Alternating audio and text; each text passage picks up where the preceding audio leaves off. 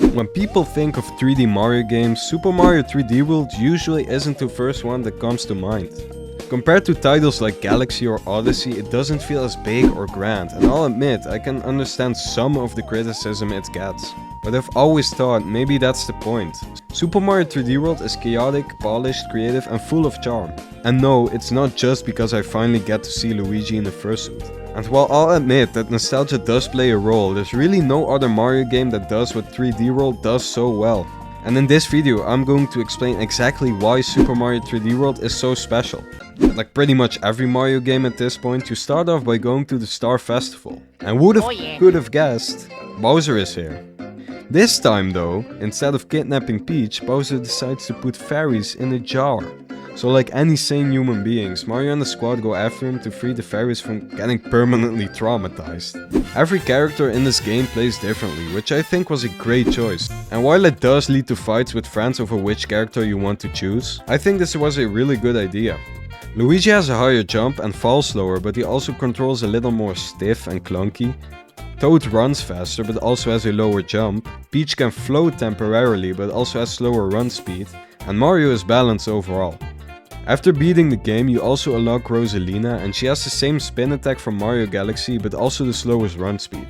Not only is giving the characters different abilities fun for replayability, it also encourages you to try out different characters in certain levels. This is especially great when you play with friends, since some levels require a bit more Luigi than others, but that also means some levels require a little less Toad, and that's part of the fun. Personally though, I will always pick Toad, and he always has been my pick since he was a playable character and his extra run speed is just broken. Also, he's my little goat. This game introduces a couple of new power-ups and refines some of the old other ones. The catsuit is probably the most iconic, and while it's a bit strange, also the one they decided to heavily base their marketing for the game on. The power-up, however, is one of, if not my favorite Mario power-up ever introduced. It controls great and you can climb up walls, which made for interesting level design. You also get the ability to scratch, and you can use this while long jumping or jumping down from something. The levels with the catsuit use it really well, but they're also still fun to play without one. The cherry power-up also might be one of my favorite power-ups ever. It allows you to make clones of your character that do exactly the same as your other ones. The best thing about it though is that if you have a power-up, the clones can also use that same power-up. This allows you to unleash an unholy amount of fireballs at once if you get the opportunity. You also have different secrets and panels that require you to use your clones to get stars or bonuses, which is great. My only complaint is that you can't carry over your clones to other levels. It makes sense, but I think everyone would have preferred being able to enter the final level with 100 Toads. Of course, the Fire Flower is also here and it functions exactly the same as in other games, but for some reason it does feel different. And I really like the way it functions in this game. It feels kind of slower but more balanced. The Super Leaf is also here and it is just as fun to use as in 3D Land. You can glide and attack enemies with your tail, and it's as simple as it is fun. The boomerang also made a return, and it's a great power-up allowing you to throw a boomerang. The Mega Mushroom is also here, kind of. It only ever gets used once or twice though, but I guess it's nice that it's here. But yeah, all of the power-ups are not only fun, they're built into the level design in smart and satisfying ways, and they all feel good to use no matter which level you're playing. To show some of the awesome levels in this game, I just decided to pick a few from each world. Most of them are just peak, but I decided to pick a few distinct ones. While the first world is fairly basic, it does what it needs to do perfectly, and it's a great introduction to the game. The levels aren't too difficult, but there are some that stand out, like the Plessy level, where you ride on this adorable little sea monster guy. In these levels you can't slow down, which makes for a fun and different kind of challenge. I remember me and my friends sharing after we got the last green star after 1000 tries because it was so difficult to get. Mount Beanpole is also great. This is a fairly basic level, but it stands out because you climb up this massive mountain with the catsuit. And this is just super fun to do. The circus level is also really creative for a World 1 stage, and flipping the switches, especially in multiplayer, is chaotic and fun. I really dig Kongdor Canyon. I think the Kongdors are really underrated enemies and they are used so well in this level. Using quicksand and Kongdors works perfectly, even though you can cheese them with a catsuit. The moving tiles are also iconic and the path you have to run over just works and it's memorable. The entire theme of this level just comes together so nicely and it's a standout in my opinion. Buffard Peaks is another unique level. In this level you have to either use the gamepad or switch to activate or deactivate the platforms, and this is a really nice and creative idea. It works really well, and if you play with friends you can make them regret giving you the gamepad. Having to blow to make the platforms move is one of the funniest and most chaotic things they have ever implemented into a Mario game, and it's great.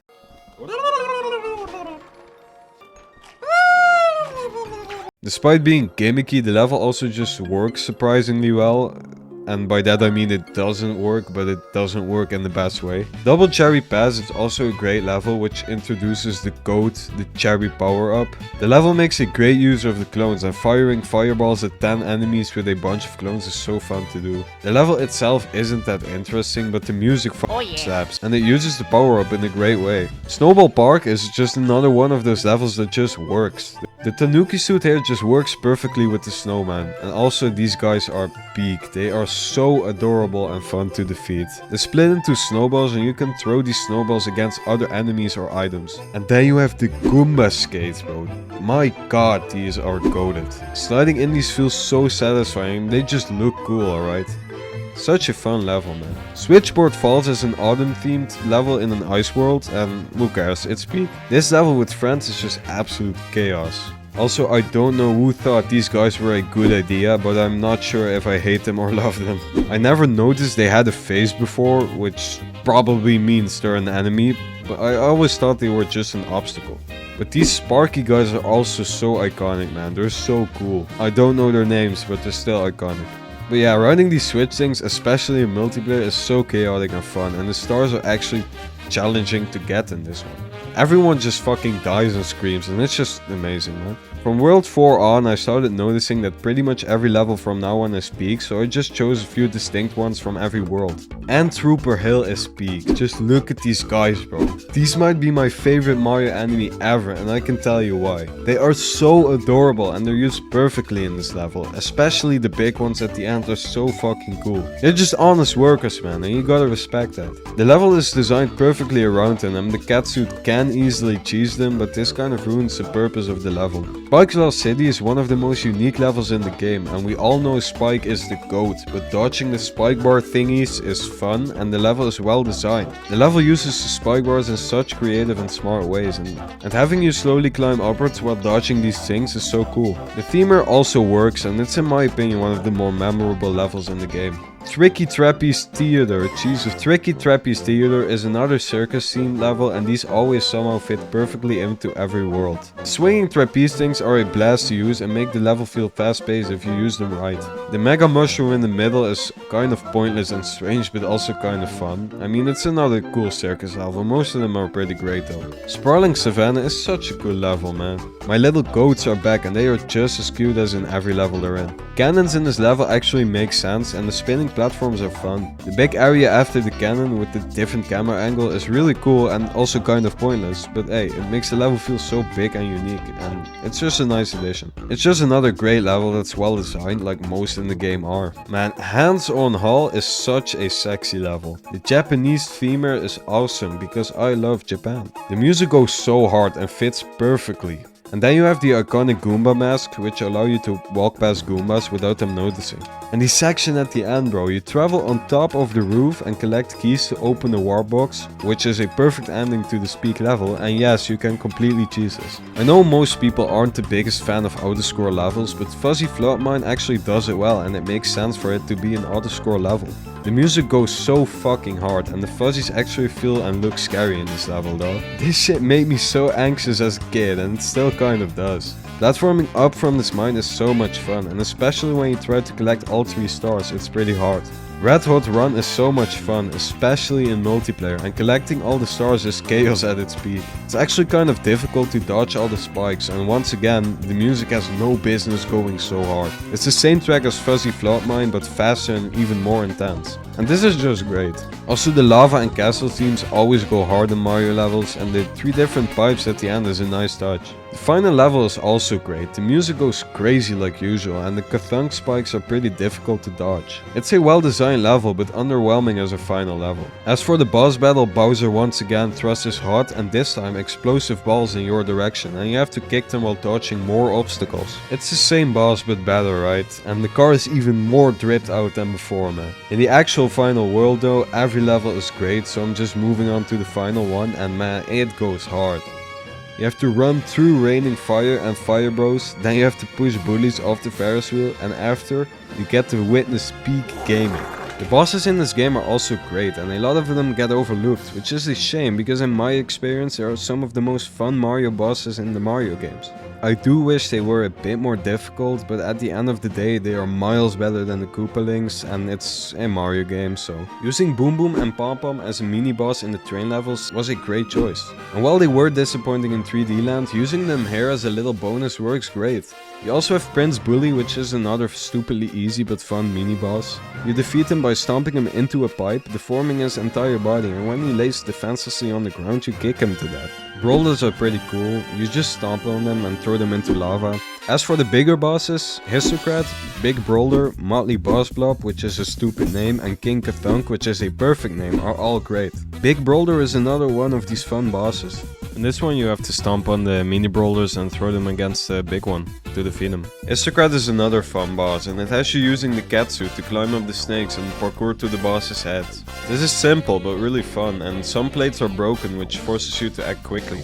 This is such an iconic boss and it's also my favorite and it fits perfectly with the vibe this game has. Also, snakes are cool. Motley Boss Blob is also great and he works perfectly with the circus theme. He just kind of gets fat and tries to sit on you, which creates like little blobs, I guess. But yeah, you have to avoid those and this is really fun. What makes this one even better is that he occasionally drops the cherry power up, which works perfectly in this boss fight. My little goat King Kathunk is also pretty cool. He switches around in this cage thing and then slams on the ground and you have to stomp on his bare ass. Eventually the floor starts falling too and it's a pretty creative but stupidly easy. I mean, just like the other bosses, right? Of course, of all the bosses in this game, Bowser is the best and it's not even close. He starts off by flexing one of the dopest cars I've ever seen. Using the kick bombs, which are introduced earlier in the level, is great and it's a simple boss that's just executed well. Dodging the lava and spikes while having to kick Bowser's balls is really fun and cool. And while the first boss is cool, the last world is possibly the most badass Mario world ever. I mean, just look at this, bro. Holy fuck. This motherfucker has built an entire carnival for himself and is blasting the dopest fucking music that has ever blessed my ear canals. The vibe this world brings not only feels like a colorful and awesome looking world, it actually feels intense. It really feels like Bowser and that he's the bad guy here. I mean, the sheer aura this guy radiates in this game is unmatched, until he turns into a cat. Yeah, Meowser was an interesting choice, but the final level in this game is sick. The music is exciting and really has you lock in for this final level, and while auto-scrolling usually doesn't add anything to the levels it's in, it functions really well here and it feels like Bowser is the main obstacle throughout this entire level. Once you reach the top, you have to press this POW block to defeat Bowser, and overall I think this level is great, though I wish it had an actual boss fight at the end instead of just pressing a POW block. Pressing a POW block just feels a bit lame after everything this entire world and game was building up to. While Mario 3D World is a great game you can play on your own, the levels can feel a bit empty at certain points. I mean, this is a game made for multiplayer through and through, and I highly recommend you play this with friends. The chaotic energy of violating your friend's trust and rights by throwing them off the map just to later be begging them to save you, or cheering the friend that is awful at the game on because everyone died to each other, and then that friend grabbing a coin at just the right time while dying himself to revive another player and continue the cycle. Being cheered on by your friends when you're pulling off the most clutch play in history. These are all things that made my experience with this game so fun, and I really think this is how it was meant to be played. With the Switch port of the game having online multiplayer, it's easier than ever to play with your friends, which is an awesome addition to an already great game. And on top of that, the Switch version also adds Bowser's Fury, which is a phenomenal addition to the game. It makes that big 3D Mario feeling that was missing before and adds it into this game. It's a really fleshed out experience, and it's one of the only times I feel like paying $60 for a port is a good deal. While it's not that long, you get a decently sized 3D Mario adventure, kind of like Mario Odyssey, on top of a multiplayer campaign that was already perfect in and of itself. Not to mention the improved graphics, smoother and faster gameplay and the added online. All of this makes it the perfect and most complete Mario package yet. The music in this game is also great. You have so many relaxing tracks, exciting bangers and fun and charming soundtracks that not only fit perfectly in the levels they're in, but also completely elevate them. Something about 3D World's atmosphere just has it all and makes it such a memorable experience. While it might not be the most innovative Mario game, it doesn't have a big open world and it might not be as revolutionary as other 3D Mario games, it is by far the most fun with friends. They didn't try making something huge, bigger and bolder like the last few Mario games. Instead, they focused on perfecting something simple. The multiplayer in this game makes it a standout from any other 3D Mario and the level of polish is insane. I have played tons of games with friends and I have a lot of good memories with all of them, but this is by far the most memorable and fun multiplayer experience I've had. As one of the people that actually bought a Wii U, games like these made me glad I grew up with it. I even enjoy going back to this game this day and I will continue for a really long time to come. In the end, Super Mario 3D World isn't the most epic Mario adventure, it doesn't reinvent the wheel, but it doesn't need to. Because what it tries to do, it does perfectly. Whether you're trying to get the fastest time with Toad, collecting the green stars or just floating with Peach, 3D World is a pure fun and nostalgic game. And if you're more of an Odyssey kind of guy, never forget what they took from us.